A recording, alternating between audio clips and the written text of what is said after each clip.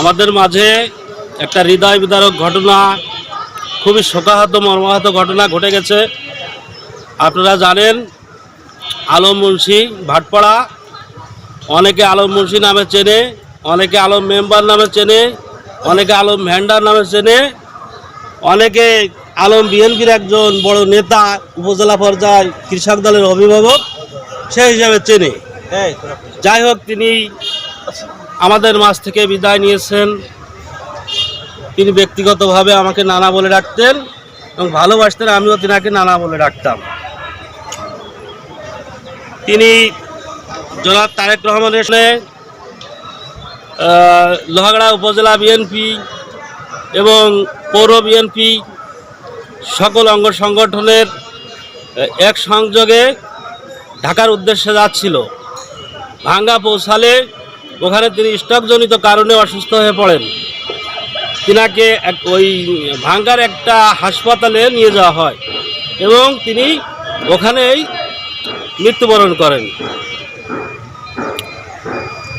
যাই হোক, তিনার ব্যক্তিগত জীবনে আমরা যতটুকু জানি, তিনি বিএনপির একজন নেতা পর্যায়ে ছিলেন।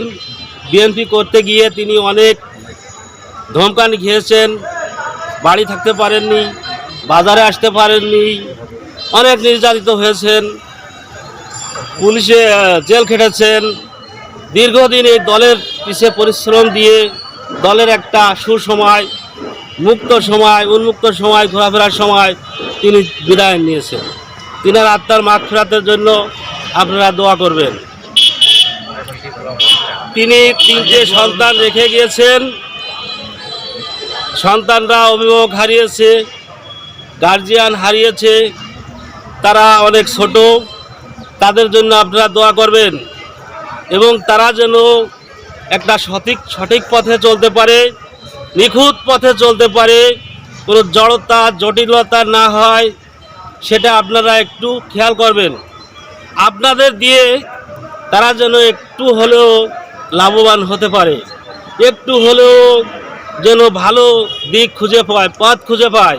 তাহলে মনে করবে, না, আমার বাবার কারণে আমরা 5 জন লোকের ভালো পরামর্শ পাচ্ছি, ভালো দিক নির্দেশনা পাচ্ছি, আমার বাবা একজন ভালো লোক ছিল। এটা সবার কাছে আমার অনুরোধ এবং প্রত্যাশা।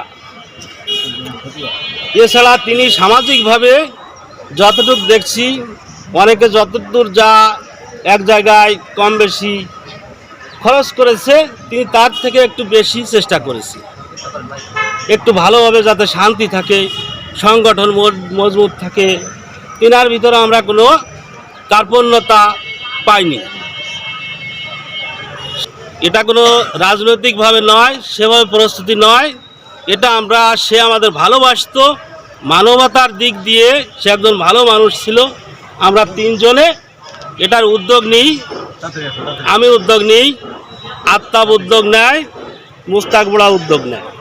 এই নিয়ে আমরা যতটুকু অল্প পরিসরে পারলেও চেষ্টা করেছি যাতে অদূর ভবিষ্যতে এই ধরনের মৃত্যু, এই ধরনের অকাল মৃত্যু যদি কারোর ঘটে, পরবর্তী এই ধরনের কিছু অনুষ্ঠান হয়, কিছু খাবারের ব্যবস্থা হয়, এটাই সবার কাছে প্রত্যাশা। এছাড়া আমাদের মাঝ থেকে হারিয়ে গেছেন আমার বড় ভাই তনু ফকির, তার জন্য সবার কাছে দোয়া চাচ্ছি। তিনিও একজন সামাজিক নেতা ছিলেন এবং লোহাগাড়া পর্যায়ে একটা পদ ছিল, বড় পদ ছিল। তার জন্য আপনারা দোয়া করবেন।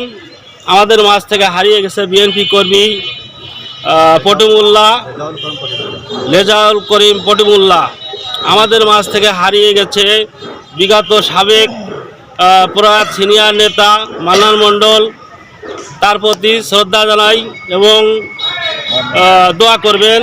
আমাদের মাঝ থেকে বিদায় নিয়েছেন মোহাম্মদ মোল্লা, আরও অনেকে বিএনপি নেতা আমাদের মাঝ থেকে চলে গেছেন।